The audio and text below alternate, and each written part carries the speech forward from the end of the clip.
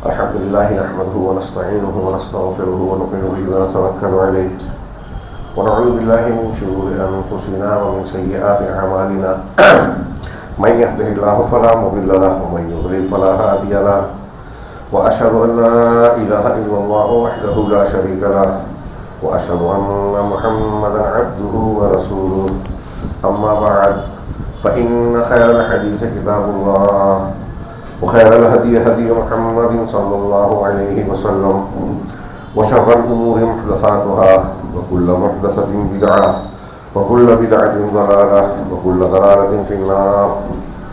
أعوذ بالله من الشيطان الرجيم. بسم الله الرحمن الرحيم.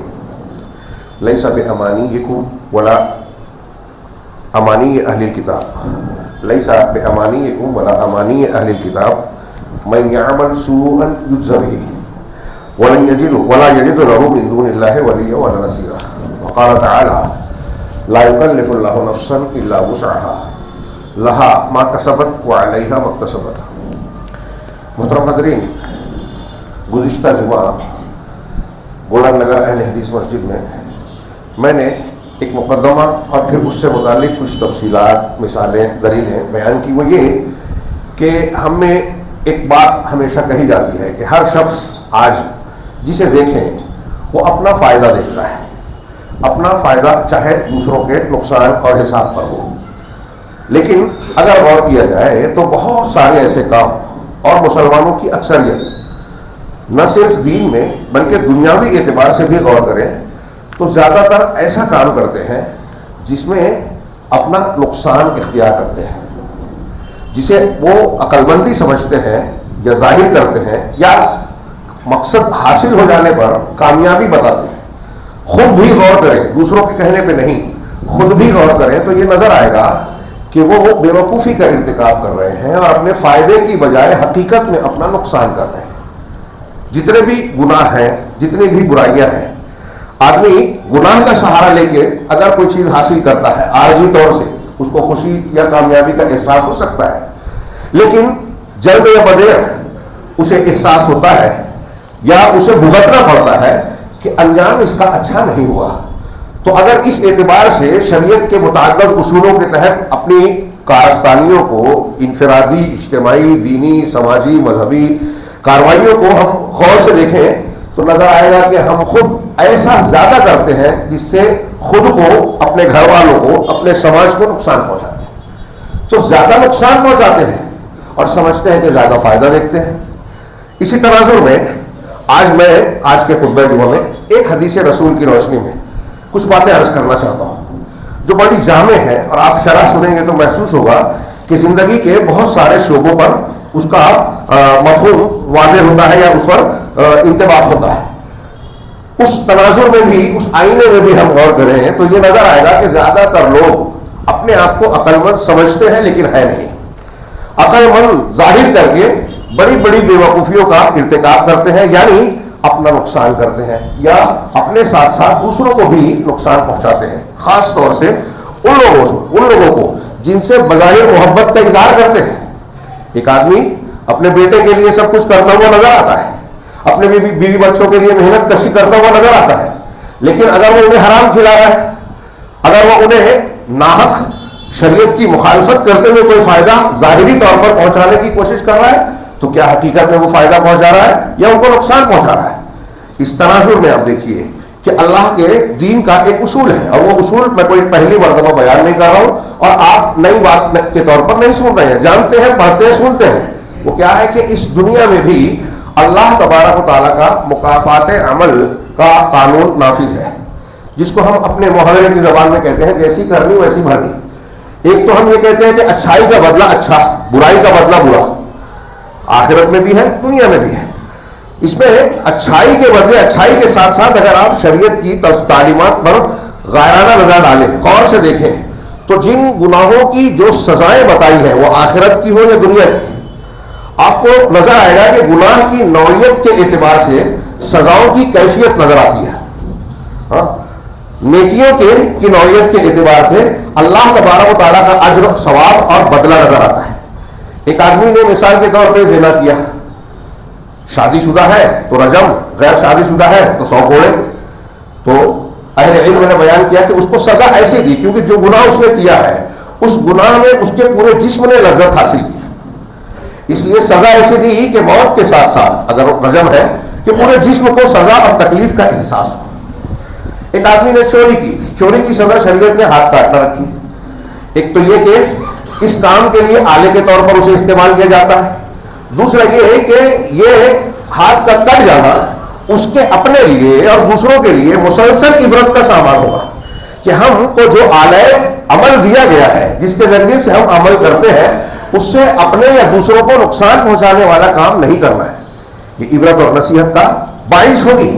آپ دیکھیے کہ قوموں کو جو تباہ اور برباد کیا گیا ان میں کفر اور شرک کے علاوہ جس قوم کا کوئی خاص گناہ تھا اس گناہ کے بدلے میں اللہ نے جب انہیں عذاب دیا تو یہ اب سنتے ہیں کہ کسی کو زمین میں دھسا دیا گیا، کسی کو جو ہے کسی پر پانی کا اور طوفان کا عذاب آیا، کسی پر چیخ مسلط کر دی گئی، کسی پر پتھروں کی بارش ہوئی۔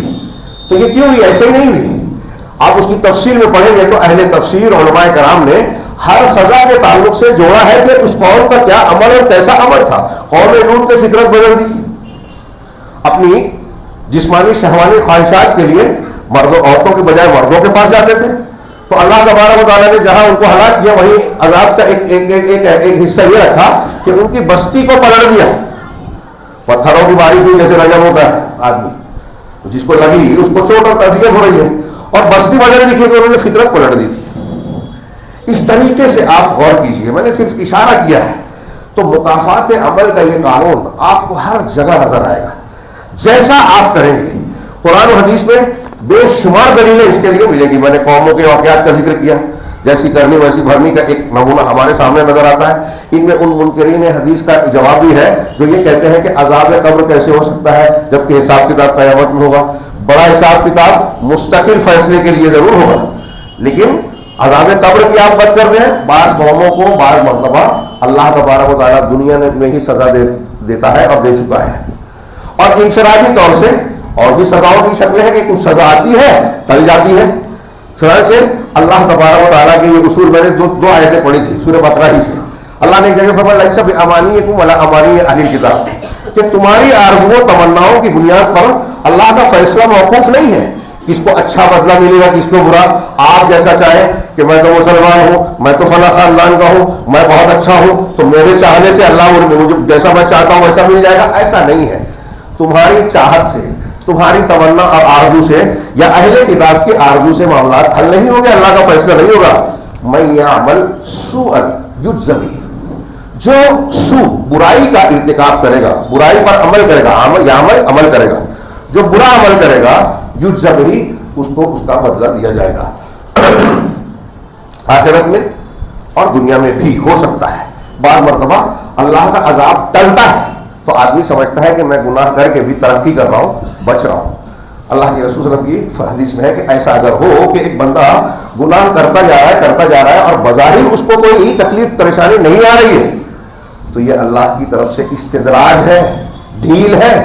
اس کو یہ نہ سمجھے کہ اللہ اس سے بڑی محبت کرتا ہے اس لیے اس کو گناہ کے باوجود ملتا جا رہا ہے، ترقی کرتا جا رہا ہے۔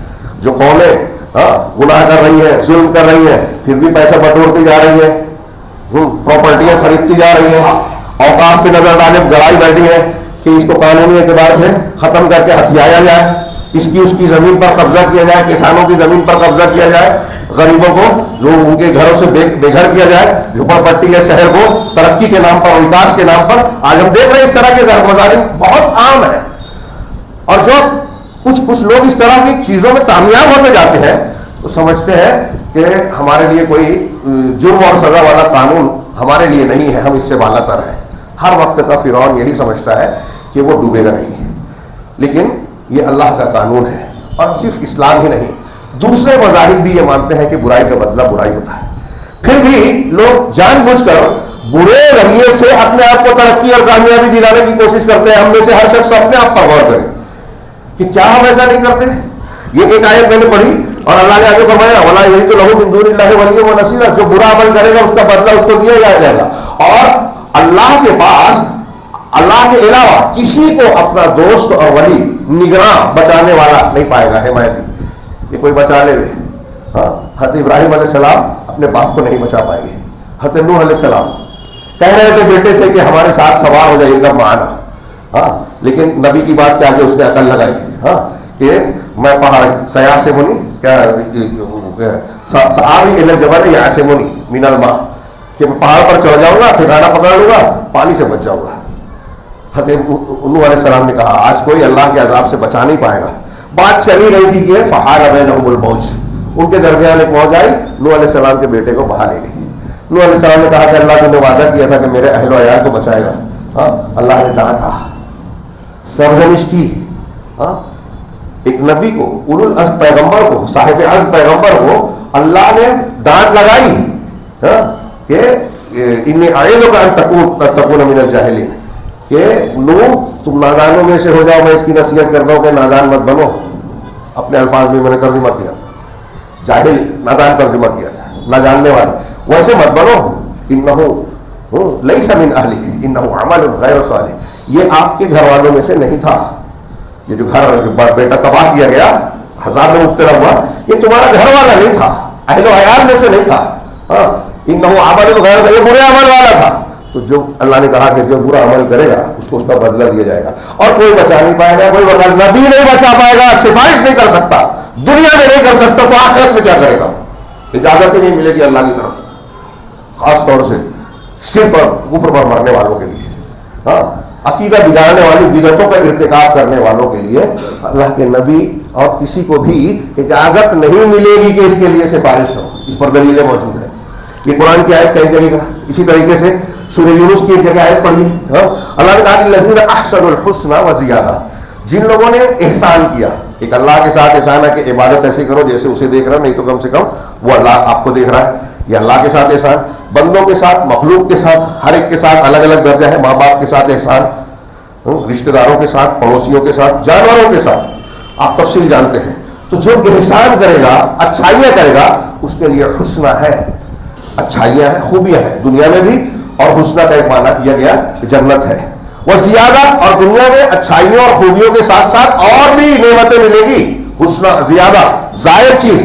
اور آخرت میں اس کی تفسیر کی گئی. اللہ کے رسول صلی اللہ علیہ وسلم اور صحابہ سے ثابت ہے کہ زیادہ سے مطلب اللہ کا دیدار ہے جنت میں, میدان محشر قیامت کے دن, اور جنت میں اللہ کا دیدار. یہ جنتیوں کے لیے سب سے بڑی نعمت ہوگی تمام نعمتوں کے مقابلے میں, جس کا آج کچھ لوگ انکار کرتے ہیں اور عجیب عجیب تعویل کرتے ہیں, اور کچھ اہل بدعت بھی اس کا انکار کرتے ہیں. لیکن قرآن حدیث اجماع سے ثابت ہے کہ اللہ کی رؤیت اہل جنت کے لیے ہوگی. تو ان کے لیے ذاتی ہوگی, لا یرحق وجوہہم قطر ولا ذلہ. ایسے لوگوں کو جو نیکی والے, ان کے چہروں کو سیاہی اور ذلت چھائے گی نہیں. یہ قیامت میں ہوگی, اور دنیا میں بھی کچھ اس کے اثرات آتے ہیں چہروں پر, براؤں کے اور نیکیوں کے. اولئک اصحاب الجنت ہم فیہا خالدون, یہ جنتی لوگ ہیں جس میں وہ ہمیشہ رہیں گے جنت میں. اس کے بالمقابل والذین کسبوا السیئات, جن لوگوں نے برائیوں کا ارتکاب کیا, کمایا, برائیوں کو کمایا. آپ اور ہم اگر کوئی گناہ کرتے ہیں تو اللہ تعالیٰ اسے کمائی کہہ رہا ہے. یہ آپ کی اور ہماری کارستانی ہے, کمائی ہے, گناہوں کی شکل میں یا نیکیوں کی شکل میں. اور جن لوگوں نے برائیوں کی کمائی کی, جزاء سیئات بمثلھا, تو برائی کا مطلب اسی کے مثل ہے.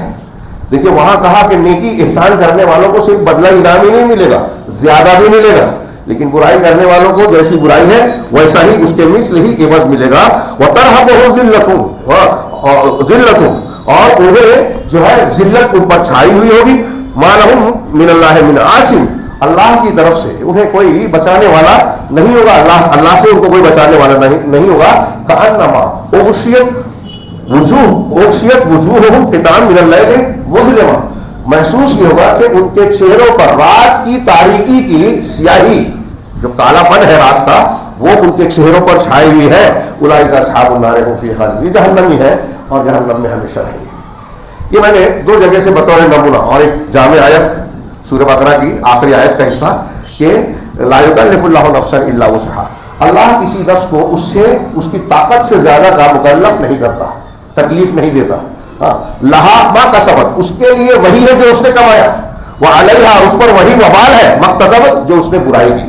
پہلا کسبت نیکیوں کے لیے ہوا, تو جو نیکیاں کرے گا اس کو ملے گا, جو برائیاں کرے گا اس پر اس کا وبال ہوگا. یہ بالکل کلیئر ہے. میں نے عرض کیا کہ یہ کوئی ایسی بات نہیں ہے جو ہم پہلی بار سن رہے ہیں، بار بار سنتے ہیں لیکن مانتے نہیں ہیں. خاص طور سے ہمارا عمل یہ کہتا ہے کہ ہم اسے قبول نہیں کرتے. زندگی کے ہمارے اپنے ہر شخص یہاں جو موجود ہے، مرد ہو خواتین میں سے ہو، روزمرہ کی اپنی زندگی پر غور کیجئے کہ ہم کس بات پر کتنی توجہ دیتے ہیں، کس کام کے لیے کتنی محنت کرتے ہیں.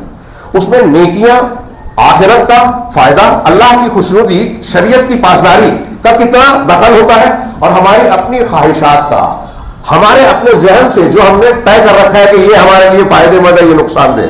جب ہم کسی کی غیبت کرتے ہیں تو سمجھتے ہیں فائدہ اٹھا رہے ہیں اس کو نیچے کر کے، لیکن حقیقت میں وہ اس کا نقصان کر رہے ہیں، کیا اس کا فائدہ کر رہے ہیں. میں کئی مرتبہ بیان کر چکا ہوں کہ قیامت کے دن جس نے آپ کی غیبت کی ہے، ہاں، یا آپ نے جس کی غیبت کی ہے، وہ آئے گا کہے گا اللہ اس نے میری غیبت کی تھی. وہ مفلس والی حدیث تفصیل سے میں اس کا ایک حصہ پیش کر رہا ہوں اپنے الفاظ میں. تو کہے گا کہ میری غیبت کی تھی. تو جتنی غیبت اس نے کی ہے یا آپ نے کسی کی ہے، اتنا آپ کی نماز، روزہ، حج، زکوٰۃ جو نے کیا ہے نا، اس میں سے اس کو دے دیا جائے گا.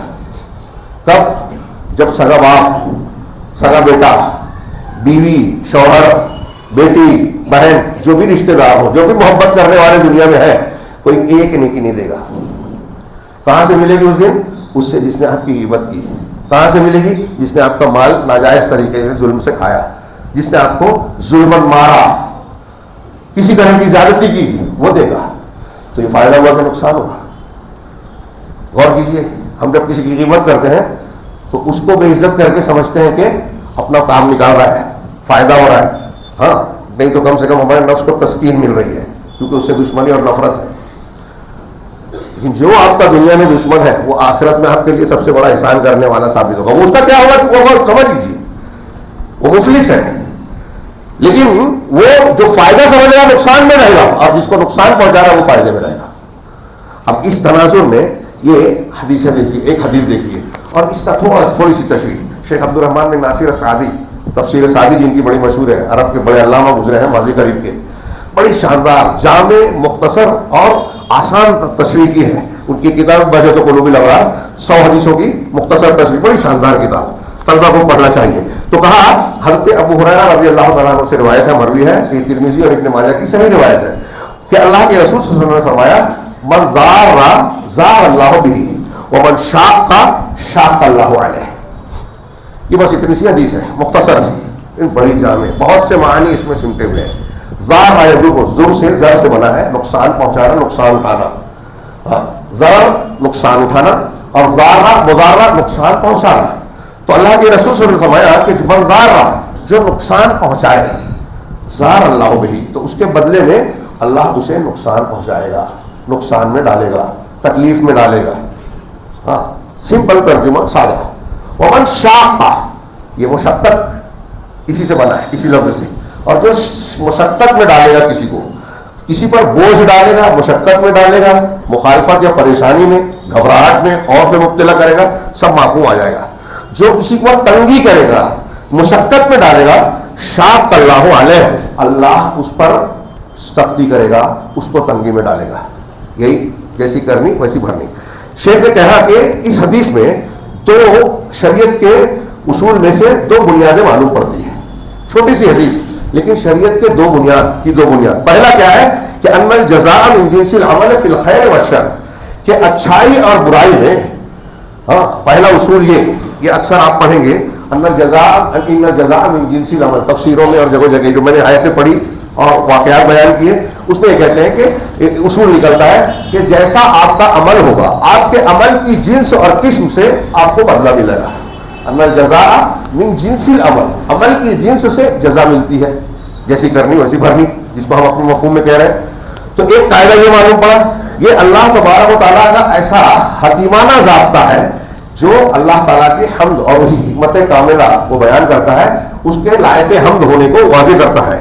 جس طریقے سے اگر کوئی شخص ایسا کوئی کام کرتا ہے، یہ شیخ کی شرح کا میں اپنے الفاظ میں مفہوم بیان کر رہا ہوں، کہ جس طریقے سے کوئی آدمی اگر ایسا عمل کرتا ہے جس کو اللہ پسند کرتا ہے، محبت رکھتا ہے اللہ، تو ایسا عمل کرنے سے وہ اللہ کا محبوب بنتا ہے.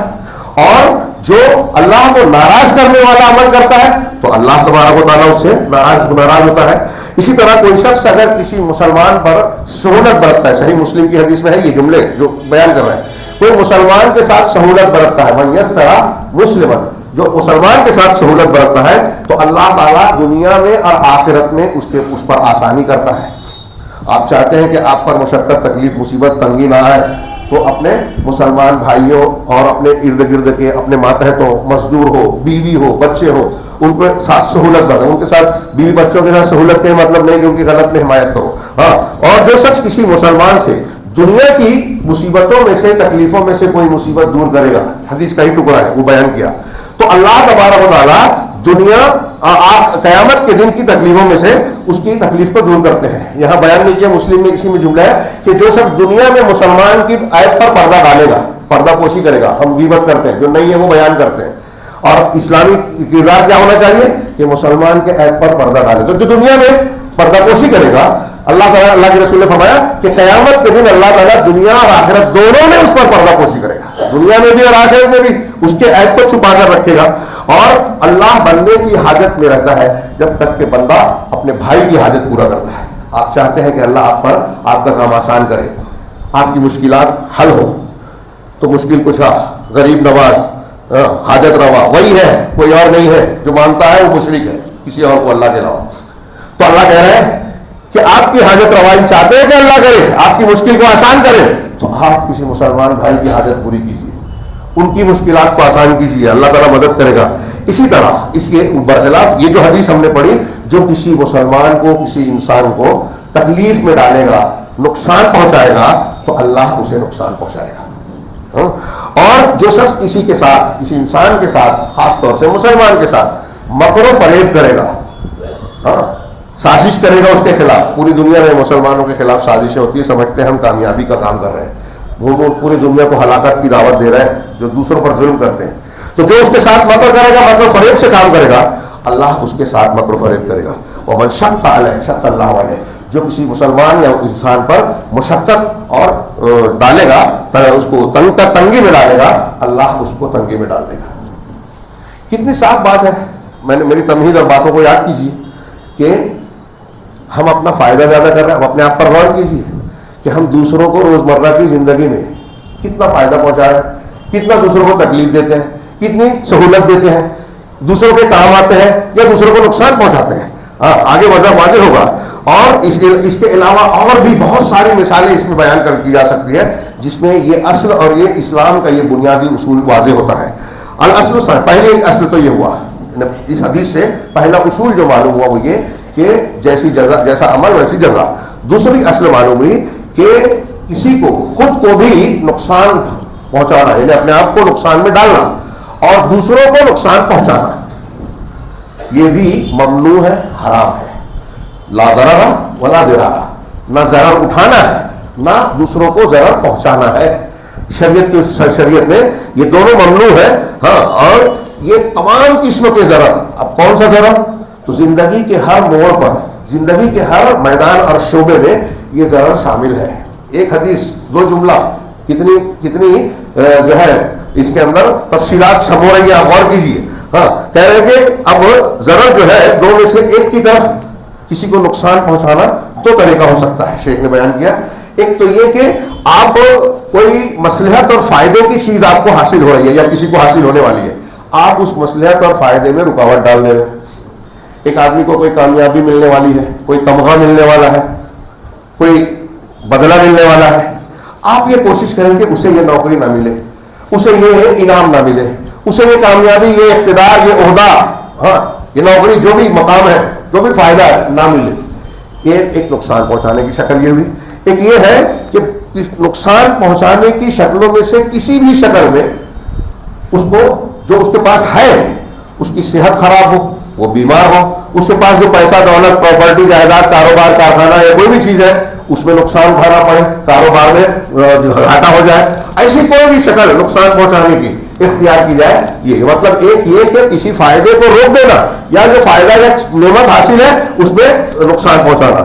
چنانچہ وہ ضرر جو غیر مستحق ہے اس کا پہنچانا اور لوگوں کے ساتھ ایسا عمل کرنا، یہ ناجائز ہے، بلکہ انسان پر واجب ہے کہ وہ لوگوں سے نقصان کو روکے اور ان کو اذیت پہنچانے والی چیزوں سے ان کو محفوظ رکھنے کی کوشش اور تدبیر کریں. آپ اور ہم اگر ہم کو پتہ چلتا ہے کہ اس سے کسی کو نقصان پہنچ سکتا ہے تو ہمارا کام ہے, آپ پڑھتے ہیں نا, راستے سے تکلیف دہ چیز کو ہٹا دینا بھی ایمان کا ادنا درجہ ہے. کانٹا ہٹا دینا, راستے سے تکلیف دہ چیز کو ہٹا دینا, اور کسی ایسی چیز کو لگا دینا, جیسے آپ نے درخت لگایا, اس کے سائے میں کوئی بیٹھتا ہے, اس سے پرندہ چبھتا ہے, ہاں, اس کے سائے سے, اس کے پھل سے, اس کے کسی بھی چیز سے, اس کی دوا اور چھال وغیرہ سے کوئی دوا کے طور پر استعمال کرنا فائدہ, تو جتنا فائدہ اٹھایا جائے گا آپ کو اجر ثواب ملے گا. دوسروں کو فائدہ پہنچائیے, ہاں, مفید بنیے, تو آپ کی قیمت ہوگی اللہ کے پاس بھی, لوگوں کے پاس بھی. یہ اصول مل رہا ہے اس حدیث سے اور ایسی بہت ساری روایتوں سے, حدیثوں سے. چنانچہ اس میں اب نقصان پہنچانے کی شکلوں کا تذکرہ کیا شیخ نے. وہ کہتے ہیں کہ اس میں داخل ہے تدلیس, معاملات میں تدلیس اور غش. تدلیس کہتے ہیں, اردو میں ترجمہ کریں گے عیب چھپانا. عیب چھپانا, جیسے اگر کوئی خاص طور سے کوئی بائع ہے, کوئی سامان بیچ رہا ہے, یہ اللہ کے نبی صلی اللہ علیہ وسلم ایک شخص سے گزرے, وہ اناج کا ڈھیر لگا تھا, اندر ہاتھ ڈالا تو گیلا تھا. پوچھا یہ کہ اوپر سوکھا اچھا دکھ رہا ہے, اندر گیلا ہے. کہا وہ بارش کے پانی سے, کہا نہیں, من غشنا فلیس منا, جس نے ہم کو دھوکہ دیا ہم میں سے. تو یہ تدلیس ہوئی کہ اوپر سے آپ دکھا رہے ہیں کہ مال اچھا ہے لیکن اندر اچھا نہیں ہے. بخاری کی حدیث میں ہے کہ لین دین کرنے والے دونوں اگر سچ بولتے ہیں, عیب بتاتے ہیں, بیان کرتے ہیں, تو ان کی بے میں برکت ہوتی ہے, اور اگر جھوٹ بولتے ہیں, عیب چھپاتے ہیں, تو ان کی بے کی برکت ختم کر دی جاتی ہے, مٹا دی جاتی ہے. اب اصول تو یہ ہوا کہ آپ سچ بولیں گے, عیب بتائیں گے, تو آپ کو برکت ملے گی, اللہ کی طرف سے روزی میں اضافہ ہوگا. لیکن اگر آپ جھوٹ بولیں گے تو بے ختم ہے. اب ہم لوگ جھوٹ زیادہ بولتے ہیں, بے ایمانی زیادہ کرتے ہیں, یا ایمانداری سے کام کرتے ہیں؟ بتائیے. پک فنی ہے اور بہت سارے جو دوسرے یہاں ہمارے جو پھل بیچنے والے ہیں, سبزی ترکاری بیچنے والے ہیں, جو بھی کام کر رہے ہیں, جو بھی شخص, اللہ کے رسول فرما رہے ہیں کہ اگر آپ نے اپنے مال کا عیب چھپایا تو یہ تدلیس ہے. حدیث میں تدلیس کہتے ہیں کہ ایک راوی اپنے استاد سے جس سے حدیث سنی ہے اس کا نام چھپا لے, کیونکہ اس پر کچھ کلام ہے, ہاں, اپنے آپ کو ذرا اونچا بتانے کے لیے یا کسی اور مقصد کے لیے اپنے استاد کے نام کو چھپا کر ان کے استاد کا نام لے, اور لفظ ایسا استعمال کرے کہ جھوٹ نہ ہو. فلاں سے روایت ہے, مثال کے طور پہ اس سے روایت ہے لیکن اس نے سنا نہیں ہے, اس نے ان کے شاگرد سے سنا ہے لیکن استاد کا نام لے رہا ہے, تو اس کو بھی تدلیس کہتے ہیں. حدیث کی اصطلاح ہے, تو یہ اس کی تفصیل ہے. بعض جگہ یہ عام طور سے یہ ضعیف مانی جاتی ہے, بعض شکلوں میں اس کو قبول کیا جاتا ہے. تو تدلیس معاملات میں عیب چھپانا یا دھوکہ دینا. اسی طرح اس میں عیب کو چھپا لینا, اس میں مکر اور فریب کرنا, دھوکہ دینا, نجش, بولی بولنا, ہاں, بولی لگانا. بولی کس طرح سے کہ آپ کو کسی سامان کی ضرورت نہیں ہے, مجھے ایک چیز بیچنی ہے, ہاں, مہنگی بیچنی ہے, اگر اس کی جو چلتی ہوئی مارکیٹ میں جو قیمت ہے اسے دیکھا جائے تو مجھے کم لگ رہی ہے, تو میں بولی لگانے والوں میں 4 آدمی کو اپنے ڈال دیتا ہوں, 2 آدمی ڈال دیتا ہوں.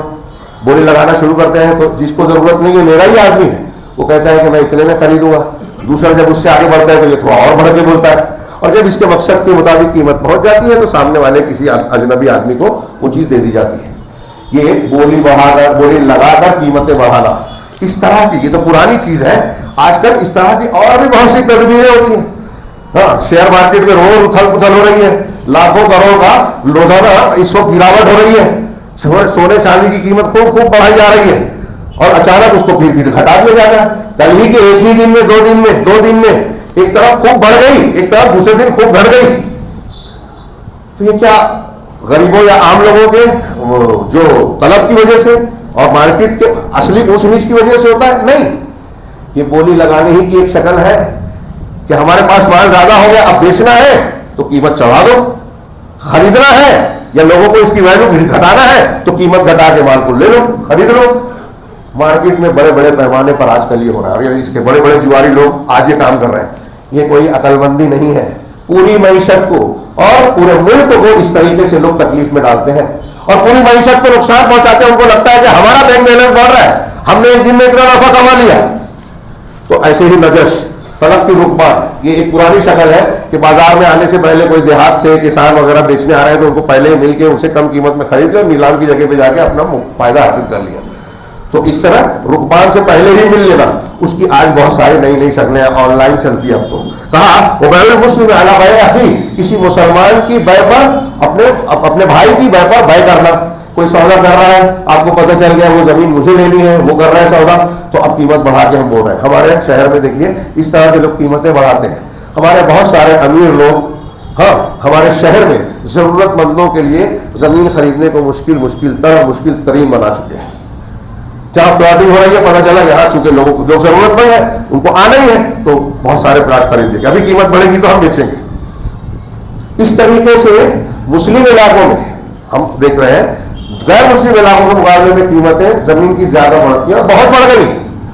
بعض مرتبہ ایک آدمی غریب آدمی سوچتا ہے کہ ابھی خرید لوں 2 سال بعد بیچ دوں گا، تو 3 سال بعد ایک زمین خریدی ہوئی بیچنے جاتا ہے تو اتنے کی قیمت نہیں ہوتی جتنی کہ اسے 3 سال پہلے خریدی ہے. یہ ہمارے یہاں ہوتا ہے. تو یہ دھوکہ نہیں ہے، یہ قیمت بڑھانا نہیں ہے، تلقی رکمان کی شکلیں نہیں ہے. ایسا روز ظلم کر رہے ہیں ہم سب. یہ سب کرتے ہوئے لوگ دیندار کے دیندار رہتے ہیں. جن لوگوں نے بیچا ہے، غریبوں کو لوٹا ہے، ان کی بددعاؤں کو سمیٹا ہے، وہ عقل مند ہے بے وقوف. وہ فائدہ پہنچا رہا ہے نقصان اس حدیث اور ان اصولوں کے مطابق وہ کہاں کھڑے ہیں. اگر آپ غور کریں تو میں یہ کہہ سکتا ہوں کہ ہم نے یہاں جتنے لوگ بیٹھے ہیں جو نہیں بیٹھے ہیں، کوئی ایک شخص ایسا نہیں ہوگا جو یہ کہے گا کہ میں ظلم نہیں کر رہا ہوں، دوسروں کو نقصان نہیں پہنچا رہا ہوں. جب آپ گاڑی کھڑی کرتے ہیں سڑکوں پر، ٹھیلے کی، سواری کی، کوئی اور چیز جس سے لوگوں کو چلنے پھرنے میں تکلیف ہوتی ہے، اپنا گھر اپنی حدود سے آگے بڑھاتے ہیں، تو آپ لوگوں کو تکلیف دے رہے ہیں. آپ کوئی گندگی پھینکتے ہیں اس طرح سے کہ گندگی بہنے والی جگہ بند ہو جائے، طہارت اور صفائی مشکل ہو جائے، آپ لوگوں کو تکلیف دے رہے ہیں، لوگوں کو بیمار کرنے کا سبب بن رہے ہیں، حادثے اور ایکسیڈنٹ کا ذریعہ بن رہے ہیں. تو اسی طریقے سے کسی خریدنے والے کی خرید میں شریک ہو جانا، اسی میں اجارات بھی ہے اور کرایہ وغیرہ کی چیزیں دینا، اجارہ دینا، اور سارے معاملات اس میں آئیں گے جہاں جہاں کوئی کسی کو دھوکہ دے رہا ہے، نقصان پہنچا رہا ہے. تو آپ اگر نقصان پہنچا رہے ہیں تو آپ کو اللہ نقصان پہنچائے گا. اب پوری دنیا میں مسلمان ہم اور آپ کو اور کریں بڑے پریشان ہوتے ہیں. یورپ، امریکہ، اسرائیل، مسلم دشمن طاقتیں، ہمارے یہاں ہندوستان میں فرقہ پرست اور نفرت کرنے والے روز ہمارے خلاف کچھ نہ کچھ بولتے ہیں، الزام لگاتے ہیں، قانون بناتے ہیں، تنگ کرتے ہیں. پولیس اور ایجنسیاں ہمارے خلاف کارروائیاں کرتی ہیں. 2 طرح کے قانون چل رہے ہیں، ایک چھوڑ دیا جاتا ہے، مسلمان پھنسا دیا جاتا ہے. ایک کو 5-5 7-7 سال ضمانت نہیں ہوتی، کیس بھی نہیں کھلتا، اور دوسرے کو کہتے ہیں کہ 1 سال ہو گیا، بہت لمبی مدت ہو گئی، جیل میں نہیں رکھا جا سکتا، ضمانت دے دو. مسلمانوں کے ساتھ یہ تنگی ہو رہی ہے. اللہ کی مشیت کے بغیر پتہ بھی نہیں ہوتا ہمارا ایمان ہے. اب ہمارے ساتھ یہ سب ہو رہا ہے، اس کا مطلب اللہ ہم پر تنگی کر رہا ہے، ہم کو نقصان میں ڈال رہا ہے. اللہ ظلم نہیں کرتا. لا یکلف اللہ نفسا الا وسعها ما کسبت وعلیہا ما اکتسبت. جو دوسروں کو نقصان پہنچائے گا اللہ اس کو نقصان میں ڈالے گا، جو دوسروں پر تنگی کرے گا اللہ اس پر تنگی کرے گا. غور کیجیے یہ اصول. کیا ہم اپنے سے نیچے والوں پر ظلم نہیں کرتے؟ جس کو جہاں طاقت ہے، آپ غور کیجیے. آپ کو گھر میں ہے، بچے پر ظلم کر رہے ہیں، اسکول میں ذمہ دار ہے، ٹیچرز پر ظلم کر رہے ہیں، نوکری دینے میں ظلم کر رہے ہیں، قوم کے ساتھ خیانت کر رہے ہیں، ڈاکٹر ہے، دواخانے میں ہے تو کوئی نارمل کام ہوتا ہی نہیں ہے، پیٹ کی تکلیف ہے، سر کی تکلیف ہے، پیٹ کا آپریشن اور جو ہے رپورٹ نکلوا رہے ہیں، بغیر رپورٹ کے کوئی علاج ہی نہیں ہو رہا ہے. غریب مرتا ہے مرے. بے مروتی اتنی ہے کہ اگر آپ نے پیسہ نہیں رکھا تو آپریشن نہیں ہوگا. ڈرایا جاتا ہے کہ اگر آپ نے فوراً یہ نہیں کیا تو بچہ اور ماں جو ہے مر جائے گی. یہ ظلم نہیں ہے، یہ تنگی. اگر ایسا نہیں ہے، اور حقیقت میں ہر جگہ ایسا نہیں ہوتا، تو ایسا کر رہے ہیں. یہاں سے بھی پیسہ لیں گے، کہتے ہیں گورنمنٹ سے بھی مسلمان عورتوں کا آپریشن کرنے کرو، 2 بچوں کے بعد تیسرا چوتھا پیدا نہیں ہو تو گورنمنٹ سے بھی پیسہ ملے گا. ایسا میں نے سنا، پتہ نہیں کہاں تک سچ ہے اور کوئی بعید نہیں لگتا. تو یہ نقصان پہنچانا ہے کہ نہیں ہے؟ کون ہے ہم میں سے کوئی شخص بتائیے یہاں جتنے بیٹھے ہیں، میں کہہ رہا ہوں غیبت کی شکل میں، معاملات میں، لین دین میں، دھوکہ دینے میں، جو معاملات میں، اسی طرح اپنے بھائی کے پیغام پر پیغام نہ دیا جائے، یہ منع ہے، لیکن آپ بہت سے لوگ دے رہے ہیں. نہیں اس سے اس کی شادی نہیں ہونی چاہیے. اسی طرح جو کسی کی نوکری لگ رہی ہے تو اس کی نوکری کینسل کرا کہ میرے بیٹے کی، بھتیجے کی، فلاں کی لگائی جائے. جس کا کہ وہ اہل نہیں ہے، جو اہلیت رکھتا ہے اس کو کٹوا دیا، جو نااہل ہے آپ کا رشتہ دار ہے اس کو لگوا دیا. یہ سب کے سب ایسی جتنی شکلیں ہیں، شیخ نے کہا کہ سب یہ نقصان پہنچانے کی شکلیں ہیں. اسی طریقے سے اس طرح کا ہر عمل جو نقصان پہنچانے والا ہے، اس میں اللہ کی طرف سے برکت نہیں مل سکتی. اس لیے کہ جو شخص کسی مسلمان کو نقصان پہنچا رہا ہے تو اب اصول قاعدہ اللہ کا قانون یہ ہے کہ اس کو نقصان ہی ملے گا. برکت کہاں سے ملے گی؟ ترقی کہاں سے ملے گی؟ اور جو شخص اللہ تبارک و تعالیٰ اللہ جس کو نقصان میں ڈال دے تو اس سے خیر رخصت ہو جاتا ہے، اور وہ شر کی طرف چلا جاتا ہے. اور یہ شر جو اس کو مل رہا ہے یہ اس کے اپنے ہاتھوں کی کمائی ہے، اپنی کارستانی ہے، ہماری اپنی کارستانی ہے جو ہم بھگت رہے ہیں۔ یہ ان کے عبارت کا ترجمہ الگ بگا ہے۔ اس میں اسی طریقے سے کوئی پارٹنر ہے، 2 پارٹنر، 3 پارٹنر، 4 پارٹنر بزنس کر رہے ہیں، تو کوئی پارٹنر دوسرے پارٹنر کو نقصان پہنچاتا ہے، کوئی پڑوسی کو اپنے قول سے اپنے فعل سے نقصان پہنچاتا ہے۔ اتنا شور کر رہا ہے کہ وہ مسجد میں نماز نہیں پڑھ سکتا، وہ گھر میں جو ہے عبادت نہیں کر سکتا۔ ابھی ہمارے یہاں لوگ فجر بعد نعت خوانی کرتے ہیں، بدعتی کام، اس میں صحیح غلط چھوڑیے کہ اس کے بعد مسجد کے پڑوسوں کے گھر والا قرآن کی تلاوت نہیں کر سکتا، ذکر و اذکار نہیں کر سکتا جو سنت ہے، اور کوئی انہیں روک بھی نہیں پائے گا، کیونکہ روکنے جائے تو اس سے بڑا نقصان ہوتا ہے، جھگڑا، لڑائی۔ ہاں، یہاں تک کہ ایک آدمی کے لیے یہ بھی جائز نہیں ہے کہ اپنی ملکیت میں اپنے گھر میں ایسا کام کرے کہ پڑوسی کو نقصان پہنچے، تکلیف ہو۔ آپ ایسا شور مچائیں کہ باہر مغازوں والوں تکلیف میں، اپنی دیوار کو اس طریقے سے ٹھوکے پیٹے کے رات میں وہ سو نہ پائے، اور ایسی کوئی بھی حرکت۔ ہاں، چنانچہ ایک آدمی اپنے گھر میں وہ کام نہیں کرنا چاہیے، اسے ممنوع ہے جس سے پڑوسی کو تکلیف ہو، تو خود ڈائریکٹ اس کو تکلیف پہنچانے والا، اس کے گھر کے آگے گندگی پھینک دینا، ہاں، اور راستے بند کر دینا، ایسے گاڑیاں کھڑی کرنا، اور ایسی بہت سی شکلیں، یہ چھوٹی چھوٹی میں بیان کر رہا ہوں، بڑی بڑی تو اور بھی ہوگی۔ اسی طریقے سے اس میں ایک مقروض کا اپنے قرضخواہ، مقروض کا قرضخواہ کے ساتھ نقصان پہنچانے والا کام، اور معاملات میں اس طریقے کی حرکت کرنا جس سے اس کے قرض دینے والے کو تکلیف پہنچے۔ یہاں تک کہ ایک آدمی کے لیے جائز نہیں ہے کہ آپ کو ایک آدمی نے قرضہ دیا، اب آپ اس کے قرض کی رقم ادا نہیں کر رہے ہیں اور صدقہ و خیرات دینے میں آپ نام کما رہے ہیں، فوٹو چھپا رہے ہیں۔ آج کل ایسا ہوتا ہے کہ اس کو دینا بہت ہے، تو اپنے قرض دینے والے کو حق نہیں دے رہا ہے لیکن صدقہ و خیرات کر رہا ہے۔ اس کو ایسی شکل میں اگر کہیں صدقہ و خیرات کی نوبت آئی نا، تو اپنے قرض دینے والے سے اجازت لینا چاہیے کہ دیکھیے آپ کو مجھے دینا ہے، میں نے رکھا تھا لیکن یہ بہت زیادہ حاجت مند آ گیا ہے، اگر آپ اجازت دے تو میں اسے دے دوں، بعد میں آپ کو اتنے دن میں دے دوں گا۔ اس طرح کی شکلیں۔ ہاں، اسی طریقے سے اگر کوئی شخص کوئی مقروض ہے اور اپنے قرض دینے والے سے اجازت کے بغیر اپنی موجودات میں سے کسی کو کچھ وقف کر رہا ہے، ایک ہی کو، یا کئی دینے والے کر رہے ہیں، کئی مقروض ہیں دینے والے ہیں، کسی ایک کے ساتھ کوئی سلوک کر رہا ہے، دوسرے کو محروم کر رہا ہے، ایسی شکلیں بھی ایک کو نقصان پہنچانے کے لیے شامل ہوگی۔ یا اپنے محرومی میں سے کسی کو جو آزاد کرتا ہے اور اس کو جو ایسے اخراجات کرتا ہے جو قرض دینے والے کے علم میں نہیں ہے، ہاں، اس کا خرچ کر رہا ہے۔ اسی طرح وصیت میں اگر کوئی شخص وصیت کر رہا ہے، ہمارے یہاں لوگ اس کو بھی بہت سارے لوگ ہتھیار بناتے ہیں حصے بدلے میں، کسی کا حصہ زیادہ مارنا ہے تو باپ سے ایسا لکھواتے ہیں یا بیان کرتے ہیں کہ میں نے ایسی ایسی وصیت دی، میرے ابا نے میرے بارے میں ایسا لکھ دیا تھا کہ میرے بیٹے کو ملے گا حصے میں۔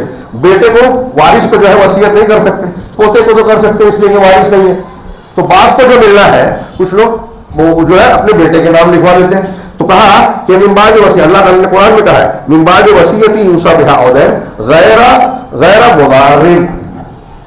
اگر کسی کے ورثہ تقسیم ہوتے حصہ بیان کرتے ہوئے سورہ نساء کی آیت میراث میں اللہ نے یہ ایک بیچ کا جملہ ہے کہ بغیر جو اس وصیت کے بعد وراثت آپ تقسیم کر رہے ہیں تو اس وصیت کے بعد جو وصیت کی گئی ہے اس کو پورا کیا جائے 1/3 سے یا اس سے کم میں، اور من بعد وصیت یوصی بہا او دین، یا قرض کی ادائیگی کے بعد۔ اب وصیت اور قرض کی ادائیگی ہے لیکن آگے اللہ نے ایک شرط لگائی غیر مضار، یہ جو ضار یضر جو ابھی میں نے حدیث میں بیان کیا کہ بغیر کسی وارث کو نقصان پہنچائے ہوئے، کسی کو ضرر پہنچائے۔ تو اب اس کی شکل کیا ہوتی ہے کہ اب ایک آدمی کسی کے نام پر اس لیے وصیت کرتا ہے کہ میرے وارثین میں سے فلاں محروم ہو جائے یا کسی کا حصہ کم ہو جائے۔ جیسے میں نے کہا کہ کسی ایک پوتے کے نام پہ دادا کر رہا ہے تو دادا پوتے محروم ہو رہا ہے اس لیے نہیں کر رہا ہے، اس لیے دے رہا ہے کہ اس کے باپ کو زیادہ مل جائے اور فلاں بیٹا اس کو کم مل جائے۔ تو جو اللہ نے حصہ مقرر کیا اس کو وہ ہم کو قبول نہیں ہے، ہم اس میں چینج کرنا چاہتے ہیں، اللہ سے زیادہ اچھا ہم کریں گے۔ تو اگر ایسا کوئی کر رہا ہے تو اپنے وارثین کو نقصان پہنچا رہا ہے۔ اسی طرح کسی ورثہ میں سے کسی کو نقصان پہنچانا ایسے بھی ہو سکتا ہے کہ آدمی یہ کہے کہ میں نے فلاں سے قرض لیا تھا، اب وہ وارثین میں سے کہ میرے فلاں بیٹے نے مجھ پر اتنا خرچہ کیا تھا، میرے علاج میں 3 لاکھ لگایا ہے، حالانکہ 1 ہی لاکھ لگا ہے، 3 اس لیے بول رہے ہیں اس کو 2 اور مل جائے، اس کو زیادہ مل جائے دوسروں کا کم ہو جائے۔ ایسی کوئی بھی شکل وصیت میں بھی قرضے میں بھی اگر کوئی شخص ایسا راستہ اختیار کرتا ہے، وہ مرنے والا ہو یا مرنے والے کے وارثین میں سے کوئی ہو، کچھ ایسی چینجنگ کرتا ہے جس سے کسی حقدار کے حق میں نقصان پہنچ رہا ہے تو وہ دوسرے کو نقصان پہنچانے والا ہوا. اس پر بھی یہ حدیث فٹ ہوگی کہ منظار مسلم زار اللہ بھی, جو کسی مسلمان کو منظار رہا جو نقصان پہنچائے گا اللہ اس کو نقصان میں ڈالے گا, اور جو فائدہ پہنچائے گا اور جو مشقت اور تنگی میں ڈالے گا اللہ اس کو مشقت. اسی طرح میاں بیوی میں, شوہر بیوی کے ساتھ یا بیوی شوہر کے ساتھ کئی شکلوں میں تکلیف دینے والا, مشقت میں ڈالنے والا کام کر سکتے ہیں کہ اس کو نفقہ نہ دے, دو بیویوں میں سے ایک کے ساتھ زیادتی کرے اور ایک کو زیادہ نوازے, یا پھر بیوی کے ہی حق ادا کرنے میں اس کو اس طرح مجبور کرے کہ وہ مہر کا حق لینے سے کہے کہ ٹھیک ہے میں معاف کرتی ہوں یا فلاں چیز میں تم کو رخصت دیتی ہوں, جو اس کا حق ہے اس سلسلے میں اس کو مجبور کیا جائے کہ یہ حق کا مطالبہ نہ کرے. ایسی بہت سی شکلیں میاں بیوی کے بارے میں یہاں بیان کروں تو اس سے زیادہ آپ غور کر کے سمجھ سکتے ہیں کہ بہت سی شکلیں ہیں کہ شوہر بیوی کو نقصان پہنچاتا ہے, اس کو تکلیف دیتا ہے, اس پر ظلم کرتا ہے, یا کبھی ایسا بھی ہوتا ہے کہ بیوی کی طرف سے یہ چیز ہو سکتی ہے. اسی طریقے سے احکام گواہیوں میں, تقسیم میں, اور اس کے علاوہ ایک شخص اور دو شخص کے درمیان کا مسئلہ معاملہ ہے. آپ پنچایت میں گئے, آپ کو پتا ہے کہ یہاں جو ہے فلاں مظلوم ہے, بیٹے پر بڑا بھائی, چھوٹے بھائی پر بڑا بھائی ظلم کر رہا ہے, لیکن بڑے بھائی کا اثر, دوستی, تعلق, آپ سے لین دین زیادہ ہے, تو آپ چھوٹے بھائی کو جو مظلوم ہے اسی کو دبا رہے ہیں, تو یہ آپ نقصان پہنچا رہے ہیں. آج ہمارے یہاں پنچایتوں کا کیا حال ہے, وہ میاں بیوی کے جھگڑے ہو, باپ بیٹے کا مسئلہ ہو, وراثت اور تقسیم کے حصے بکرے کی تقسیم کا مسئلہ ہو, ہر جگہ معاملات بگڑے ہوئے ہیں. اور حیرت کی بات, یہ ہم لوگ دہراتے رہتے ہیں, کتنے جاہل ہیں لوگ یہ کہتے ہیں شریعت ہم نہیں جانتے, ہم جو فیصلہ کرتے ہیں ماننا پڑے گا. آپ شریعت نہیں جانتے تو آپ کیوں فیصلہ کر رہے ہیں, آپ جہنم میں جانے والا کام کر رہے ہیں. یہ قاضی تین طرح کے جہنم میں ہوں گے, ایک وہ حدیث میں ہے, ایک وہ جو حق کو جانتا نہیں ہے اور فیصلہ کرتا ہے, ایک وہ جو حق کو جانتا ہے اور حق کے خلاف فیصلہ کرتا ہے. جنتی وہ ہے جو حق کو جانتا ہے اور اس کے مطابق فیصلہ کرتا ہے. ایسا احکام معاملات میں, شہادتوں میں, گواہیوں میں. اب ہمارے یہاں کوئی معاملہ ہوتا ہے تو یہ میری طرف سے گواہ ہے, یہ غور کیجئے ان سب معاملات میں. اسی میں آپ آج جو ابھی ماضی میں گزرا اور آنے والا ہے الیکشن ہوتا ہے, دوسرے دنیا کمانے کے لیے جا رہے ہیں, کوئی دین خدمت اور جنت کے لیے نہیں جاتا. جو مسجد نہیں آتے وہ کارپوریشن میں جا کے جو ہے جنت کمانے جا رہے ہیں, اور اس کے لیے ہم مرے جاتے ہیں, آپس میں لڑائیاں کرتے ہیں, دوسرے کی دنیا کے لیے اپنا دین تباہ کرتے ہیں. عقل مندی ہے یا بے وقوفی؟ نقصان پہنچا رہا ہے قوم کو, اپنے آپ کو, اپنے گھر والوں کو, اپنے آپ کو, یا فائدہ؟ غور کرنے کی بات ہے. اسی ضمن میں یہ بھی ہے کہ اللہ کے رسول صلی اللہ علیہ وسلم نے کہا کہ کسی بیمار کو کسی صحت مند پر لایا جائے. اس کی اپنی تفصیل اور تفصیلی احکامات ہے کہ کوئی بیمار اس طرح سے اچھے لوگوں میں لایا جائے جس سے ان کو بھی تکلیف پہنچے. جزامیوں کو بعض شکلوں میں جزامیوں سے دور رہنے کے حکم ہے, اور بعض شکلوں میں اللہ کے رسول نے آپ کے جزامی کے ساتھ کھانا بھی کھایا تو توکل, ایمان مضبوط ہے تو کھا سکتے ہیں, ورنہ اس سے بھاگنا چاہیے. اس قسم کی جتنی بھی شکلیں ہیں جس سے مسلمانوں کو ایذا, تکلیف, بیماری, پریشانی, گندگی پہنچ سکتی ہے, جیسے میں نے بتایا گٹر بند کروا دیا آپ نے, اس کے گھر کے آگے کوڑا کرکٹ ڈلوا دیا تو اس سے بیمار کر رہے ہیں آپ, ایذا پہنچا رہے ہیں, تو یہ اس آیت میں بھی داخل ہے. شیخ نے کہا کہ والذین یؤذون المؤمنین والمؤمنات بغیر ما اکتسبوا فقد احتملوا بہتانا واثما عظیما واثما مبینا, کہ جن لوگوں نے مومن مردوں اور مومن عورتوں کو بغیر ان کے کسی گناہ کے ان کو ایذا دیتے ہیں. آپ کا کسی کا کوئی گناہ نہیں ہے, آپ اس کی غیبت کر رہے ہیں, اس نے آپ کو نقصان نہیں پہنچایا, آپ اس کے گھر کو جو ہے کوڑا کرکٹ کے گھر بنا دے رہے ہیں, اس پر گندگی اچھال رہے ہیں, کسی بھی قسم کی تکلیف پہنچا رہے ہیں. اس آیت میں داخل ہے کہ مسلمان مردوں اور عورتوں کو ان کے بغیر کسی کیے ہوئے پر جو لوگ ایذا رسانی کرتے ہیں تو نقصان پہنچاتے ہیں, تو وہ بہت بڑا بہتان اٹھاتے ہیں, وہ بہتان کا بوجھ اٹھا رہے ہیں اور کھلے ہوئے گناہ کا ارتکاب کر رہے ہیں. وہ اسم مبینہ, کھلا ہوا گناہ ہے یہ. اب یہ کھلا ہوا گناہ ہم لوگ کرتے ہیں, سمجھتے ہیں عقل مندی کر رہے ہیں. سب کوئی, جسے ہم کہتے ہیں کہ ہر کوئی اپنا فائدہ دیکھ رہا ہے, کہاں دیکھ رہا ہے؟ فائدے کی سمجھ ہی نہیں ہے ہم کو. دیکھتے ہیں کہ اس میں مجھے فائدہ ہے, لیکن حقیقت میں اس میں ہمارا نقصان ہوتا ہے. اسی میں یہ بھی شامل ہے کسی مسلمان کو تکلیف دینے میں کہ کسی مسلمان کو بلا وجہ خوف, دہشت, گھبراہٹ میں مبتلا کیا جائے.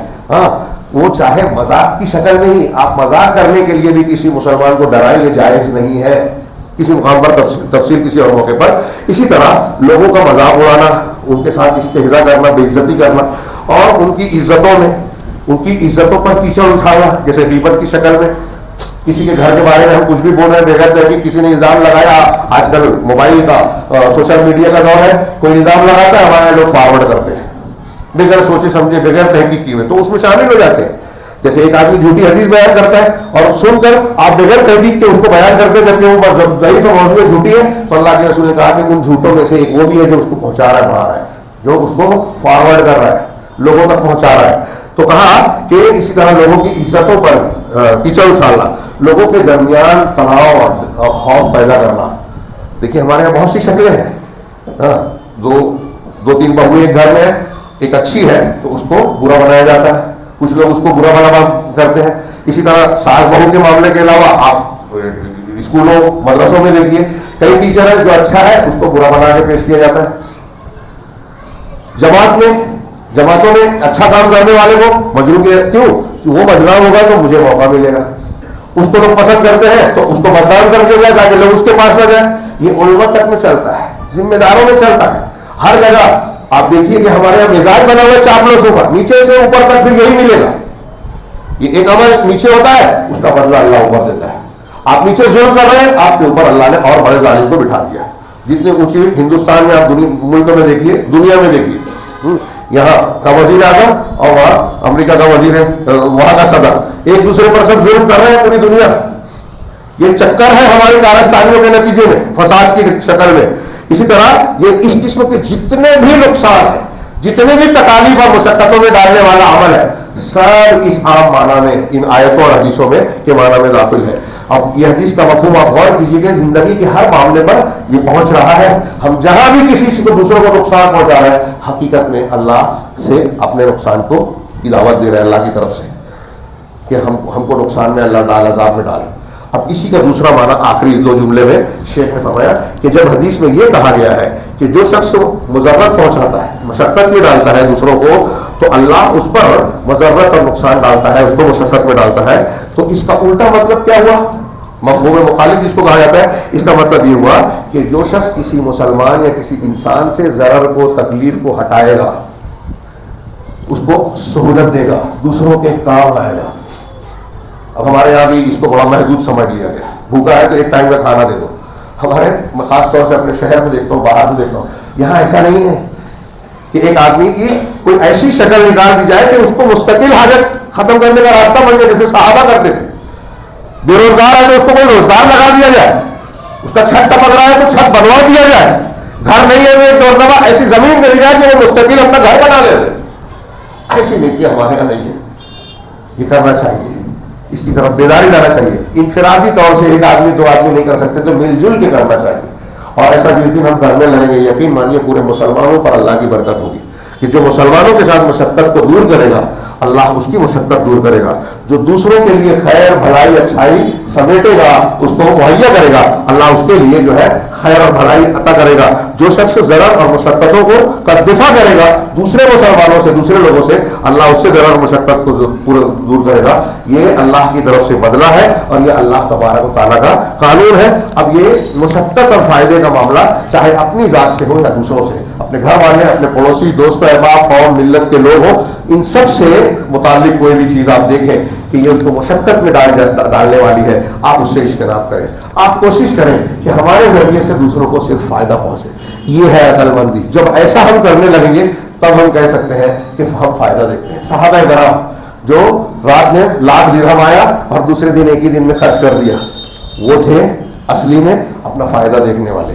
ہم ایسے لوگوں کو آج بے وقوف سمجھتے ہیں جبکہ وہی اصل عقل مند ہے. اللہ رب العالمین ہمیں عقل مندوں میں، اولو الالباب میں شامل فرمائے جو اللہ کے نزدیک شریعت کے اصولوں کے مطابق عقل مند ہے اور فائدہ حاصل کرنے والے ہیں. اور اس کی برکت سے پروردگار ہمیں دنیا اور آخرت میں ہر قسم کے عذاب اور نقصان سے محفوظ رکھے. اقول قولی ھذا واستغفر اللہ لکم ولسائر المسلمین وصلی اللہ علی نبینا محمد. بارک اللہ لنا ولکم فی القرآن المجید ونفعنا واياکم بالآیات والذکر الحکیم انہ تعالی جواد کریم ملک.